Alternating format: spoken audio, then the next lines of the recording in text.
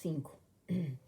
O casamento de Natasha com Bezukov em 1813 foi o último acontecimento feliz na família dos Rostov. No mesmo ano faleceu o conde Ilia Andreevich e, como sempre acontece, a velha família desfez-se. Os acontecimentos do último ano: o incêndio e o abandono de Moscou, a morte do príncipe Andrei e o desespero de Natasha, a morte de Pétia, a desolação da condessa. Tudo isso, golpe atrás de golpe, tombou sobre a cabeça do velho conde. Parecia não compreender, sentir-se incapaz de compreender o significado de todos aqueles acontecimentos. E baixando a sua velha cabeça, no sentido moral, como que ficou à espera de novos golpes que acabassem com ele. Ora tinha um ar assustado e desnorteado, ora se animava e se tornava empreendedor de uma maneira pouco natural. O casamento de Natasha, pelos seus aspectos exteriores, distraiu-o por algum tempo. Foi ele quem encomendou almoços e jantares e fazia os possíveis por se mostrar alegre. Mas a sua alegria já não era contagiante como de antes, pelo contrário, despertava a compaixão das pessoas que o conheciam e amavam. Depois da partida de Pierre com a mulher, o conde desinchou e começou a queixar-se de angústia. Alguns dias depois adoeceu e ficou acamado. Desde os primeiros dias da doença, apesar de os médicos tentarem consolá-lo, percebeu que não se levantaria mais. A condessa, sem se despir, passou 2 semanas à sua cabeceira. De cada vez que ela lhe dava os medicamentos, o conde, soluçando, beijava-lhe em silêncio a mão. No último dia, chorando, pediu perdão à mulher e ao filho que estava longe pela ruína da sua casa. Era a principal culpa que sentia. Depois de comungar e receber a extrema unção, morreu serenamente. No dia seguinte, uma multidão de pessoas encheu o apartamento alugado dos Rostov para lhe prestar a última homenagem. Toda aquela gente que tantas vezes almoçara e dançara em casa do conde, que tantas vezes se rira dele, agora com um sentimento misto de ternura e culpa, como se quisesse justificar-se, dizia: pois, seja como for, era uma excelente pessoa. Já não se encontram pessoas como ele.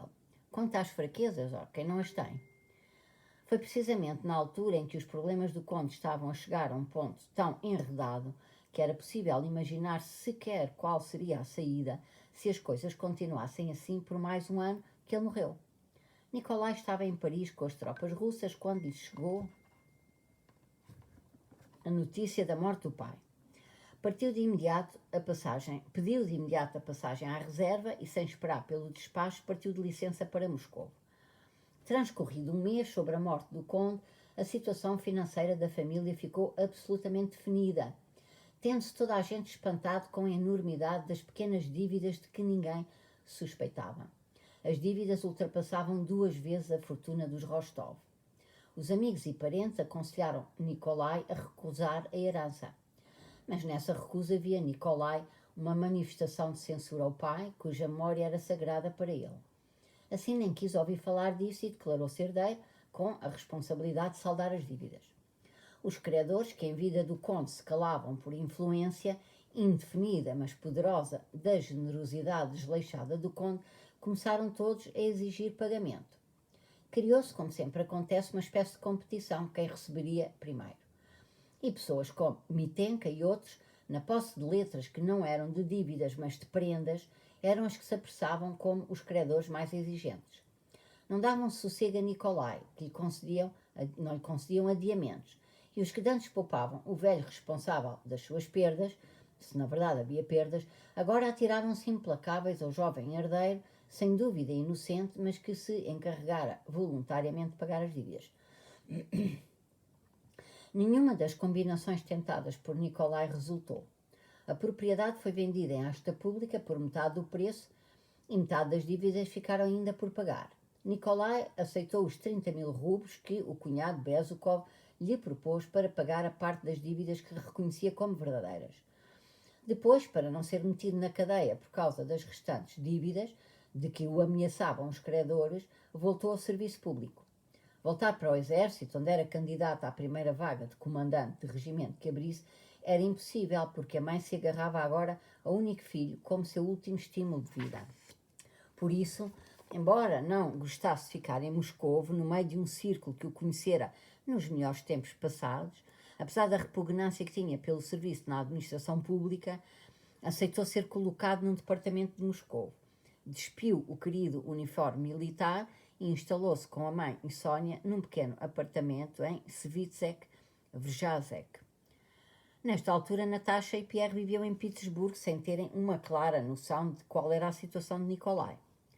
Nikolai, como o cunhado lhe tivesse emprestado dinheiro, fazia os possíveis por esconder dele a sua situação desgraçada. A situação de Nikolai tornava-se ainda pior porque, com os seus 1.200 rublos de vencimento, tinha de assegurar não só a sua sobrevivência, a de Sónia e a da mãe, como tinha de fazer com que a mãe não reparasse que estavam na pobreza. A condessa era incapaz de compreender que se pudesse viver sem o luxo a que estava habituada desde a infância. E constantemente, sem perceber como isso era difícil para o filho, ora exigia uma carruagem, que não tinham, para mandar buscar uma amiga, ora uma iguaria cara para si, vinho para o filho, ora dinheiro para fazer uma prenda surpresa a Natasha, a Sónia ou o próprio Nikolai. Sónia tratava da casa e tratava da tia, lia-lhe em voz alta, aturava-lhe os caprichos e a antipatia latente, ajudava Nikolai a disfarçar aos olhos da velha condessa a pobreza em que viviam. Nikolai sentia-se um eterno devedor de Sónia por tudo o que esta fazia por sua mãe, admirava a paciência e a abnegação da prima, mas tentava afastar-se dela. No seu íntimo, como que a censurava por ser perfeita demais e por não ter qualquer motivo para a criticar. Sónia tinha tudo aquilo que é digno de alto apreço, mas havia pouca coisa nela para que ele a amasse. Nikolai pegou na palavra dela, a carta em que ela lhe dava a liberdade, e procedia agora com ela como se tudo o que houvera outrora entre eles estivesse esquecido havia muito e de maneira nenhuma pudesse repetir-se. A situação de Nikolai tornava-se cada vez pior. Verificou que a ideia de fazer poupanças era uma ilusão. Não só não conseguia poupar nada, mas para satisfazer as exigências da mãe contraía cada vez mais pequenas dívidas. Não via qualquer saída para a sua situação. A ideia do casamento com uma herdeira rica que as suas parentes lhe sugeriam repugnava-lhe. Outra possibilidade de aliviar a sua situação, a morte da mãe, nunca lhe passara sequer pela cabeça. Não desejava nada, não tinha quaisquer esperanças e, no fundo da sua alma, experimentava um sombrio e severo deleite por suportar resignadamente a sua situação. Evitava os antigos conhecidos. As suas compaixões e as suas insultuosas ofertas de ajuda, evitava quaisquer distrações e divertimentos, e mesmo em casa não fazia nada, além de paciências com cartas na companhia da mãe, de calcorrear em silêncio o seu quarto e de fumar cachimbo atrás de cachimbo. Parecia aplicar-se em manter dentro de si aquele estado de espírito sombrio que era o único capaz de o fazer aguentar a sua situação. 6. No princípio do inverno, a princesa Mária veio a Moscovo. Pelos rumores que corriam na cidade, soubera da situação dos Rostov e que o filho se sacrificava pela mãe, assim se falava na cidade. Não esperava outra coisa dele, dizia a si mesma a princesa Mária, sentindo uma feliz confirmação do amor que lhe tinha. Lembrando-se das suas relações amigáveis e quase de parentesco com a família Rostov, achava sua obrigação ir visitá-los. Porém, recordando também as suas relações com Nikolai em Voronezh, estava com medo de o fazer. Depois de um grande esforço sobre si mesma, umas semanas depois da sua chegada a Moscou, foi visitar os Rostov. Nikolai foi o primeiro a recebê-la, porque apenas podia entrar no quarto da condessa passando pelo dele. Quando Nikolai olhou pela primeira vez, a sua cara, em vez de alegria, que a princesa Mária esperava ver, tomou uma expressão fria, seca e orgulhosa que a princesa nunca lhe vira antes. Nikolai perguntou-lhe pela sua saúde, acompanhou-o até junto da mãe e, ficando 5 minutos com elas, saiu. Quando a princesa saiu do quarto da condessa, Nikolai voltou a ir ao seu encontro e, com uma solenidade e secura afetadas, acompanhou-a até ao vestíbulo. Não reagiu com a mínima palavra à observação dela sobre a saúde da condessa. O que tem que ver com isso? Deixe-a em paz, dizia o olhar dele. O que vai cá fazer? O que é que ela quer? Detesto todas estas senhoras com todas as suas amabilidades, disse em voz alta na presença de Sónia, pelos vistos incapaz de conter a sua irritação quando o coste da princesa arrancou.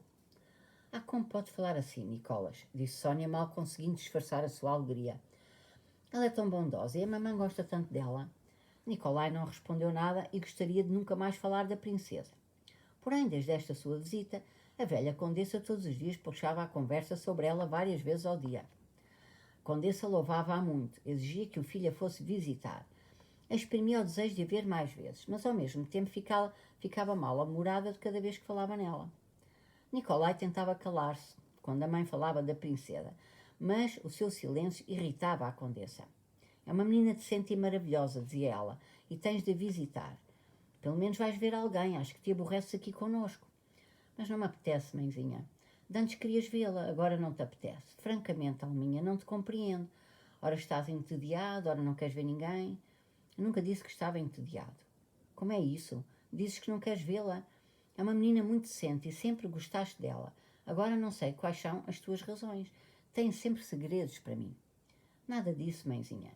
Se te pedisse para fazeres alguma coisa desagradável, mas apenas te peço que pagues uma visita. Acho que é preciso até por simples delicadeza. Já te pedi, agora não digo mais nada, se tens segredos para a tua mãe. Está bem, eu vou, se é isso que quer. Tanto me faz, é só para o teu bem. Nikolai suspirava, mordia o bigode e continuava a fazer a sua paciência tentando desviar a atenção da mãe para outro assunto. No dia seguinte, 2 dias depois, 3 dias depois, a conversa repetia-se.